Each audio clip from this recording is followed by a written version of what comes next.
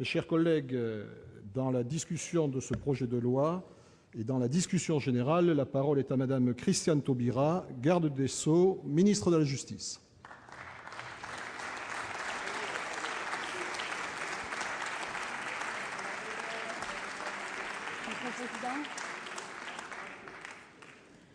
Monsieur le Président,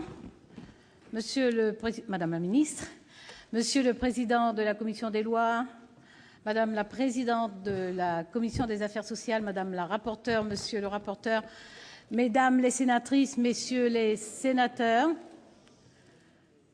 avec ma collègue Dominique Bertinotti, ministre de la Famille, nous avons l'honneur de présenter au Sénat le projet de loi qui a été adopté largement par 329 députés pour, contre 229 contre, à l'Assemblée nationale et qui vise à ouvrir le mariage et l'adoption aux couples de même sexe.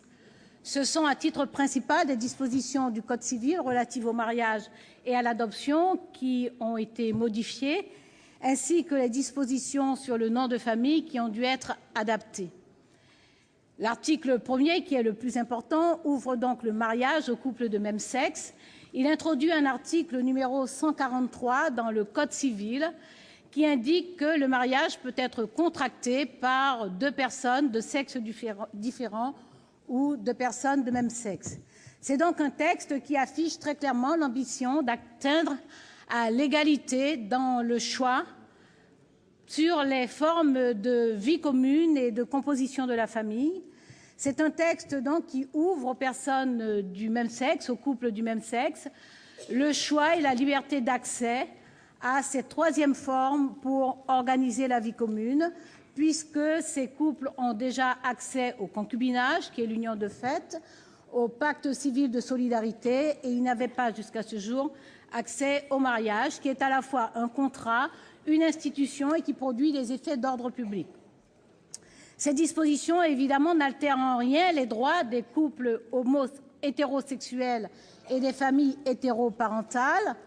Ils n'altèrent rien, au contraire, puisque le débat a déjà produit la possibilité et l'intention d'une évolution du droit de la famille et notamment du statut du parent social, et qu'il y a déjà dans ce texte des dispositions qui sont profitables aux couples homosexuels et aux couples hétérosexuels et aux familles hétéroparentales.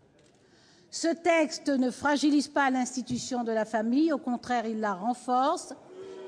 Il ne met pas en péril les enfants, au contraire, il les sécurise. Et il y a des dizaines de milliers, certains affirment même des centaines de milliers d'enfants qui sont concernés. Des centaines de milliers d'enfants qui peuvent être concernés. Certains considèrent que ce texte correspond à une application de la France de ses engagements internationaux dans sa lutte contre les discriminations et son combat pour l'égalité politique. De fait, nous ne sommes pas seuls. Après avoir été pionnière en 1999 avec l'adoption du pacte civil de solidarité, la France a en effet un peu marqué le pas, tandis que d'autres pays européens, les Pays-Bas, la Belgique, la Norvège, la Suède, l'Espagne, le Portugal et bientôt définitivement la Grande-Bretagne légalisaient le mariage entre personnes de même sexe. Pendant la même décennie, d'ailleurs, le Canada, y compris la belle province du Québec, 10 États des États-Unis, la ville de Mexico, avec effet sur l'ensemble du territoire mexicain, ainsi que la République d'Afrique du Sud, procédaient de même et légalisaient donc le mariage entre personnes de même sexe. Ce n'est pourtant pas pour entrer dans un club hypothétique de pays audacieux dont les législations ont d'ailleurs des effets divers que nous vous présentons ce projet de loi. C'est justement au regard de l'histoire de la République française et de ses valeurs, la liberté et l'égalité, c'est au regard de son évolution propre, de l'empreinte laissée sur ces institutions par les débats, les combats, les progrès juridiques et sociétaux que nous vous soumettons ce projet de loi. M'étant exprimé à ce propos à l'Assemblée nationale, c'est à grands traits que je vais tracer les grandes étapes qui ont consolidé l'institution du mariage. C'est en effet en 1791, après la réclamation d'un comédien dont la profession était exclue du mariage religieux, le seul en vigueur alors, que le Constituant de 1791 a instauré le mariage civil. 4 ans avant, 1787, il avait reconnu le pluralisme religieux et autorisé le mariage de juifs et de protestants dont les enfants étaient considérés comme bâtards, en tout cas pour ceux qui étaient restés en France, puisque selon les sources, il semble que plus de 300 000 d'entre eux avaient quitté le pays. En instaurant le mariage civil, en confiant à l'officier d'état civil l'enregistrement des actes, en imposant le consentement, article 146 du Code civil, inchangé depuis 1804, il n'y a point de mariage s'il n'y a point de consentement. En autorisant le divorce, qui est autorisé en 1792, qui est supprimé ensuite en 1816, rétabli en 1884 par la loi Naquet, dans la grande foulée de ces lois de liberté, liberté de la presse en 1881, liberté syndicale, liberté d'association, qui vont culminer avec cette grande loi de liberté laïque pour l'État vis-à-vis des églises, en levant toute restriction à l'accès au mariage, le Constituant et le législateur ont bien inscrit cette institution dans le processus de conquête des libertés individuelles. Avec le temps, il a ensuite ancré dans le principe d'égalité. Lorsque, en 1938, il abroge l'obéissance due par l'épouse à son mari, inscrite dans l'article 213, et lorsqu'en 1970 et en 1975, il cesse de faire référence aux chefs de famille pour reconnaître la communauté de vie et l'égalité des droits et des devoirs, il avance vers l'égalité, également d'ailleurs avec la loi qui rétablit ce qui existait déjà en 1792, le divorce par consentement mutuel. Il y a aussi un acte de fraternité.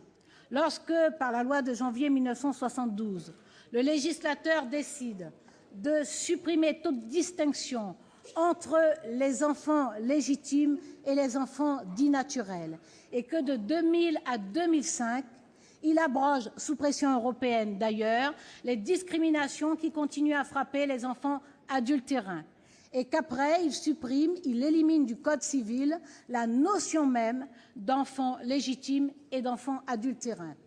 Le mariage est donc, oui, un acte de liberté. La liberté de se choisir, la liberté de vivre ensemble, la liberté de divorcer, la liberté aussi de ne pas se marier, puisque aujourd'hui, un enfant sur 2 naît hors mariage. En l'ouvrant aux couples de même sexe, nous en faisons un acte d'égalité. L'égalité des droits pour tous les couples, l'égalité des droits pour toutes les familles. Et il y a bien aussi un acte de fraternité en ouvrant cette institution éminemment républicaine à tous les couples, aux couples hétérosexuels et aux couples homosexuels. Et cela sans aucun préjudice sur l'institution du mariage, parce que ce mariage est ouvert à droit constant. Ces dispositions sociales demeurent par conséquent, c'est-à-dire l'assistance, le secours, le respect. Ces obligations et ces effets d'ordre public aussi, les conditions d'âge et de consentement, les obligations, les prohibitions sur l'inceste et sur la polygamie, ainsi que les protections juridiques et les sécurités.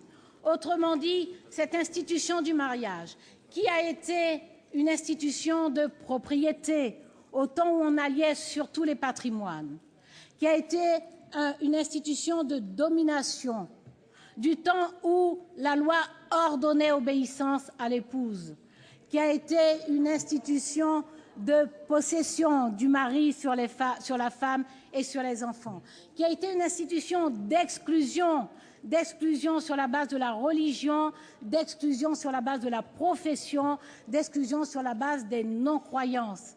Cette institution est en train de devenir universelle, parce qu'elle cesse de témoigner d'un ordre social où la puissance publique établirait une hiérarchie dans la sexualité, alors que nous avons supprimé de notre droit toute pénalisation de l'homosexualité et toute discrimination à l'encontre des personnes homosexuelles. Alors, que contient ce texte? D'abord, je viens de le dire, il ouvre le mariage et l'adoption à droit constant aux couples homosexuels, c'est-à-dire dans les mêmes conditions, avec les mêmes obligations, les mêmes protections et les mêmes sécurités. C'est donc bien un accueil dans la maison commune. Ensuite, oui, les mêmes droits, les mêmes devoirs. Ensuite, il rappelle le rôle du procureur de la République auprès des officiers d'état civil. Il réaffirme que le mariage est une cérémonie républicaine et publique. Il élargit les possibilités de lieux de célébration, possibilités qui profitent également aux couples hétérosexuels. Il permet à des couples de Français ou d'un Français et d'un étranger, d'une Française et d'une étrangère, qui résident dans un pays qui ne reconnaît pas le mariage des couples de même sexe, de pouvoir se marier en France dans des conditions de lieu qui sont encadrées par la loi. Ce texte définit également des conditions d'adoption. D'abord, il est bon de rappeler que l'adoption s'effectuera dans les mêmes conditions pour les couples homosexuels que pour les couples hétérosexuels, c'est-à-dire à droit constant, avec un agrément du Conseil général, à la suite d'une enquête rigoureuse que certains d'ailleurs jugent intrusive, et surtout à la suite de la décision d'un juge qui, estimant l'intérêt supérieur de l'enfant conformément à l'article 353 du Code civil, va décider ou non d'attribuer l'adoption au couple demandeur. Ensuite, ce texte apporte de la sécurité pour les enfants. Ces enfants qui sont élevés par deux parents, mais dont les liens affectifs et matériels ne sont reconnus que pour un seul parent, et qui, en cas de décès de ce parent, se retrouvent orphelins et ne peuvent pas continuer à vivre avec le deuxième parent. Le texte va protéger ces enfants en leur apportant une sécurité juridique. Ce texte permet également l'adoption plénière de l'enfant du conjoint ou de la conjointe, y compris lorsque cet enfant a été adopté de façon plénière. Il permet l'adoption simple dans les mêmes conditions. La commission des lois du Sénat a souhaité restreindre cette possibilité aux enfants qui ne disposent que d'une filiation biologique afin de limiter la pluriparentalité.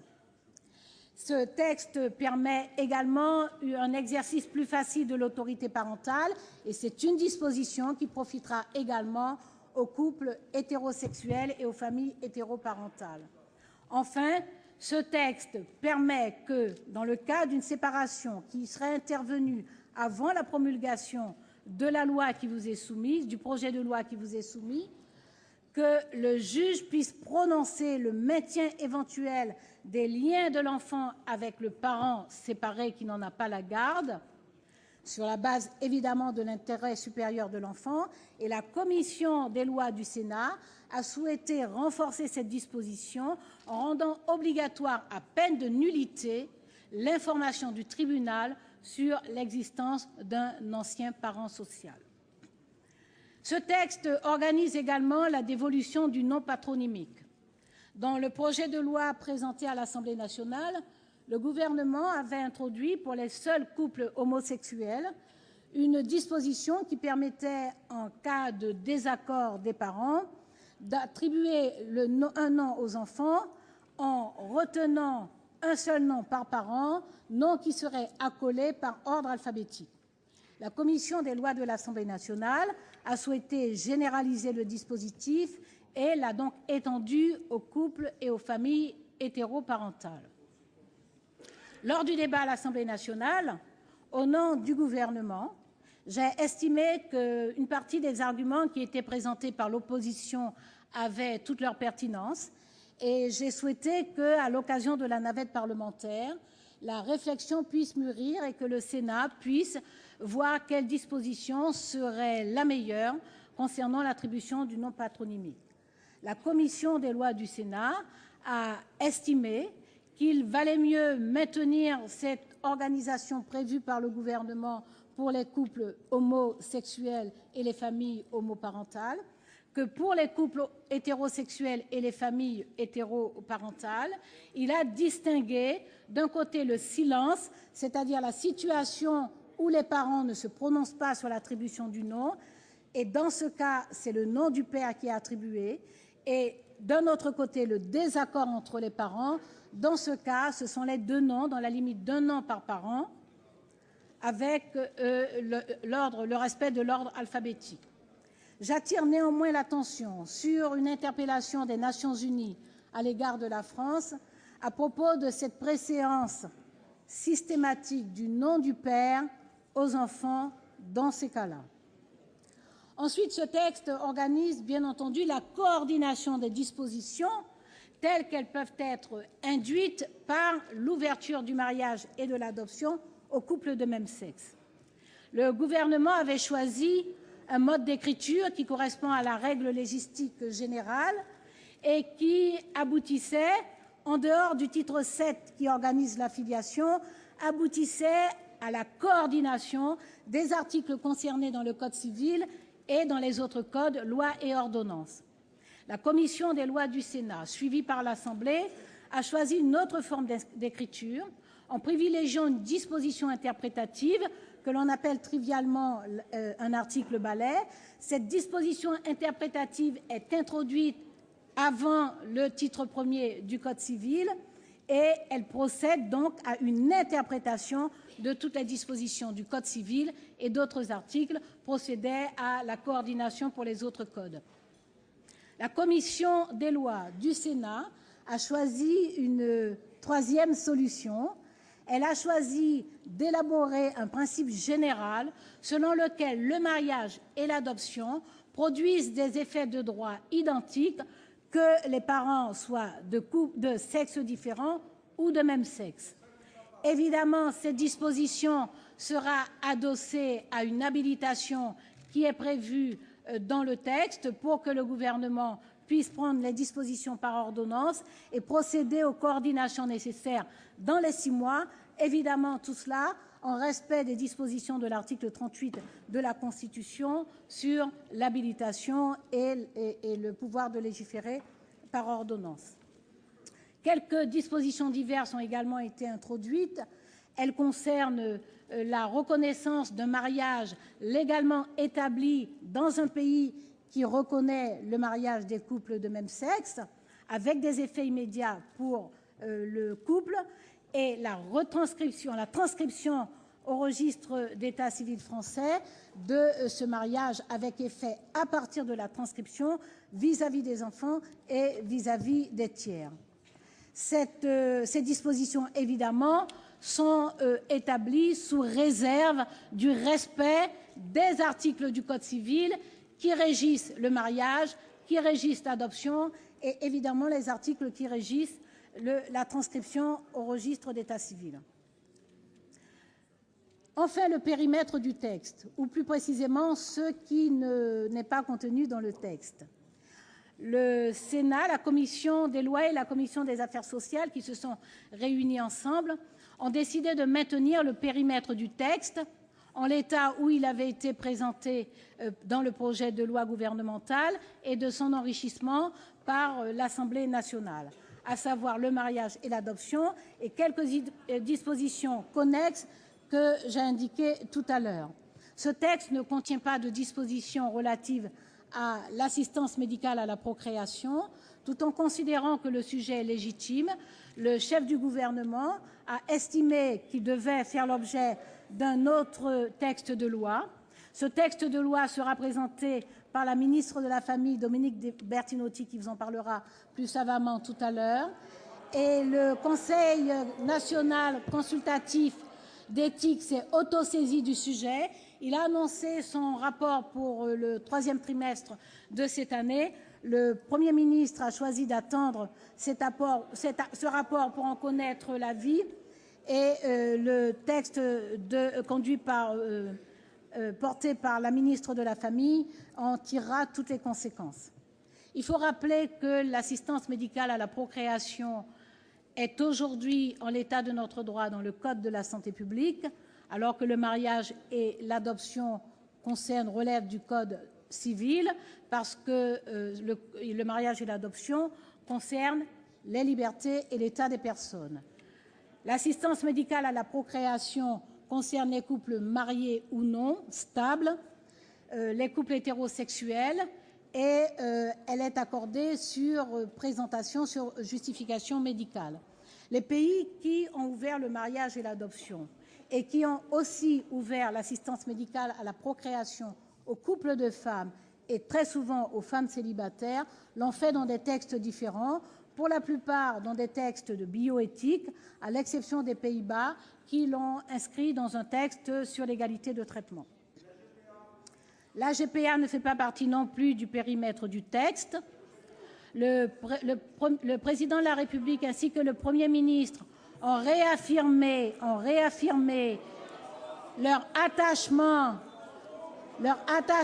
au principe d'ordre public d'indisponibilité du corps humain, un attachement que j'ai moi-même également réaffirmé. Et si la GPA ne fait pas l'objet de débat, mais mérite néanmoins effectivement d'être signalée, cela peut être en référence à une proposition de loi déposée au Sénat concernant la pratique de la GPA et dont des signataires viennent d'ailleurs de ses rangs. Je veux remercier le travail qui a été effectué par la commission des lois et la commission des affaires sociales, qui se sont réunis concomitamment, qui ont enrichi le texte de façon significative. Remercier le président de la commission des lois, Jean-Pierre Sueur, et le rapporteur de la commission des lois, Jean-Pierre Michel, la présidente de la commission des lois, Annie David, ainsi que la rapporteure Michèle Meunier, pour le travail de très grande qualité qui a été fourni. Je veux rester un instant sur les sécurités, les protections que ce texte de loi promet. Dorénavant, les dispositions de protection pour les conjoints sont évidentes. Le régime social, le régime fiscal, ainsi que les droits liés à la rupture ou au décès seront assurés désormais pour les couples qui ont décidé de s'inscrire dans la durée dans un projet conjugal et ou un projet parental. Autrement dit, ce qui est dû sera rendu et l'État y veillera par son administration ou par le juge. Nous ne disposons d'aucun élément, ni scientifique, ni statistique, ni même empirique, pour penser que les couples homosexuels se montreraient plus raisonnables que les couples hétérosexuels en cas de rupture. Il est assez peu probable qu'ils résistent plus que les couples hétérosexuels à cette étrange fureur qui s'empare de ceux qui se sont passionnément aimés et qui, au moment de la rupture, deviennent d'inflexibles adversaires quand ce ne sont pas d'intraitables ennemis. Alors, il n'en sera pas toujours ainsi, mais quand cela sera, il faut que le juge puisse s'en mêler, que le juge puisse protéger la plus vulnérable ou le plus vulnérable des conjointes ou des conjoints, qui puisse veiller à l'intérêt des enfants, sauvegarder ces intérêts, maintenir ou non ou encadrer les relations avec le parent qui n'en a pas la garde, assurer le maintien des droits, préserver le respect des devoirs. Et peut-être, sans le dire, donner ce conseil de Paul Verlaine: surtout, soyons-nous l'un à l'autre indulgents. Parce que c'est bien au juge qu'il appartiendra de rappeler, que les enfants, par le mariage, entrent dans la famille de chacun des conjoints, que le mariage n'est pas qu'une relation entre deux personnes et que la transmission de génération se fait dans le cadre élargi des deux familles. Quant au regard social, qui pèse lourdement parfois, désapprobateur, sur les enfants de ces familles, Ce regard social qui insinue une anormalité, la marge, une bizarrerie, il peut bouleverser, il peut perturber, il peut troubler considérablement. Et ce même regard social, parfois pire que cela, des mots, des actes, des agressions, peuvent avoir des effets potentiellement aussi dévastateurs sur les adolescents. Désormais, avec ce texte de loi, ceux qui portent ces regards sur ces enfants, sur ces adolescents, sur ces familles, savent que ces familles, ces enfants, ces adolescents ne sont plus seulement tolérés, admis dans la société, mais qui sont protégés par la loi. Et cela nous permet de passer justement de la tolérance à l'égalité, et je vous garantis que cela fera la différence. Quelques mots sur les Outre-mer. Je veux saluer les sénateurs des Outre-mer qui, semble-t-il, seront plus nombreux que les députés des Outre-mer à voter ce texte de loi. Je veux saluer leur... Je n'étais pas habituée à des... à des propos de grossièreté dans cette maison. Je suis un peu surprise. Peu importe de qui, je suis surprise. Je disais donc que ces sénateurs, je veux saluer leur courage parce que je sais qu'ils choisissent leurs convictions, ils choisissent leur conscience, ils choisissent leurs valeurs, comme d'autres parlementaires de l'Hexagone, comme d'autres parlementaires qui, même dans un contexte social et culturel difficile, choisissent ce qui est juste. Et nous avons suffisamment de références dans notre histoire commune de ces combats pour l'égalité. C'est bien dans cette filiation et dans cet héritage que nous nous situons. Il nous faut admettre que, à travers le temps, l'institution du mariage témoigne de la démocratisation des liens privés, des rapports sociaux, et que cette institution a suivi l'évolution sociale et culturelle de la société. Parfois, elle l'a un peu forcée, mais chaque fois qu'elle l'a fait en direction de la liberté et de l'égalité, nous n'avons pas eu à nous en plaindre, en dehors de ceux qui sont accrochés à un ordre immuable et inégalitaire. Ainsi, en passant du sacrement matrimonial, qui d'ailleurs n'a pas toujours existé, il n'a été instauré qu'en 1215, en passant du sacrement matrimonial au mariage civil, l'institution a admis le pluralisme religieux d'abord et ensuite le pluralisme civique. En ouvrant le mariage et l'adoption aux couples de même sexe, nous franchissons un pas vers la reconnaissance du pluralisme familial. Et cela sans dégâts, parce que qu'y a-t-il de plus précieux pour les familles hétéroparentales, pour les couples homosexuels, dans l'institution du mariage? D'abord, la filiation biologique. Elle est régie par le titre 7 du Code civil, qui ne bouge pas d'une virgule. Ensuite, la présomption de paternité. Elle demeure absolument intacte. Et puis l'encadrement de la séparation et la préservation des droits. Mais il n'y a aucune soustraction. Les droits sont étendus, ils ne sont pas réduits.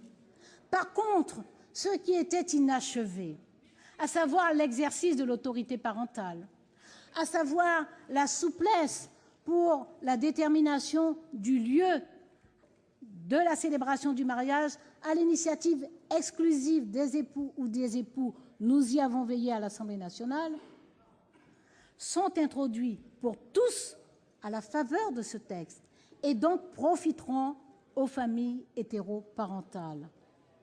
Par ailleurs, ce projet de loi sur la famille, auquel travaille déjà la ministre de la Famille, introduira des améliorations substantielles sur le statut des familles recomposées et sur les régimes d'adoption. Et les familles hétéroparentales, par la simple loi du nombre, en profiteront beaucoup plus que les familles homoparentales. Nous sommes donc bien face à l'altérité, mais avec grand plaisir. Et si vous m'aviez fait Si vous m'aviez fait un accueil plus cordial, je vous aurais regardé plus souvent avec bonheur. Nous sommes donc dans l'altérité. Non pas l'altérité strictement sexuelle, parce que aucun d'entre nous ne se réduit ni à son appartenance de genre, ni à son orientation sexuelle. Nous sommes infiniment plus que cela. Je parle plutôt d'une altérité que je dirais majuscule. J'aurais dit une altérité absolue, mais il y aurait là un oxymore parce que l'altérité qui fait place à l'autre nous renvoie justement à nous et à ce qui est relatif en nous.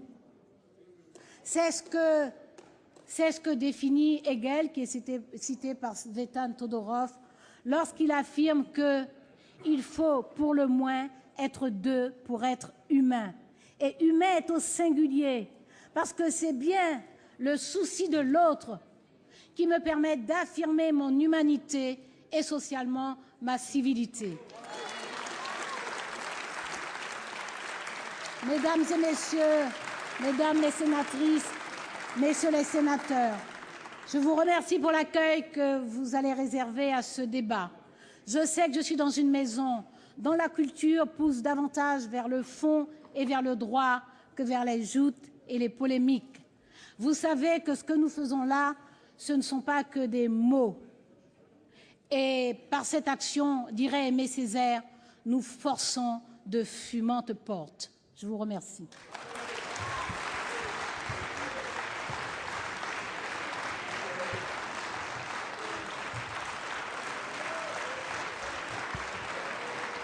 Merci.